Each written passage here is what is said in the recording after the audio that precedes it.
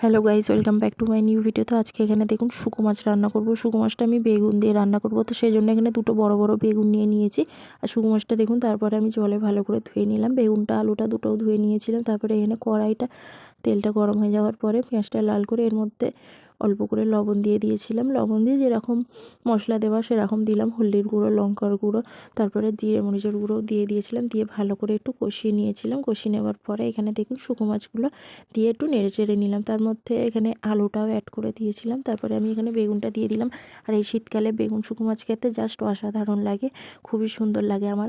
আপনাদের কীরকম লাগে প্লিজ কমেন্ট করে বলবেন। আর এখানে মেন জিনিস হচ্ছে ধনেপাতা আর কাঁচা লঙ্কা। ধনেপাতা কাঁচা লঙ্কা না দিলে বেগুনের তরকারিটা যেন সেরকম খেতে মজা লাগে না। তারপরে এখানে দেখুন ধনেপাতা কাঁচা লঙ্কাটা আমি এখানে দিয়ে দিলাম। দিয়ে আমার রান্নাটা প্রায় কমপ্লিট হয়ে এসেছে। আর ফাইনাল লুকটা এখানে দেখে নিন কেমন হয়েছে। ভিডিওটি ভালো লাগলে লাইক, সাবস্ক্রাইব, কমেন্ট করবেন আর পেজটাকে ফলো করবেন। কমেন্ট করে বলবেন কেমন হয়েছে ভিডিওটা।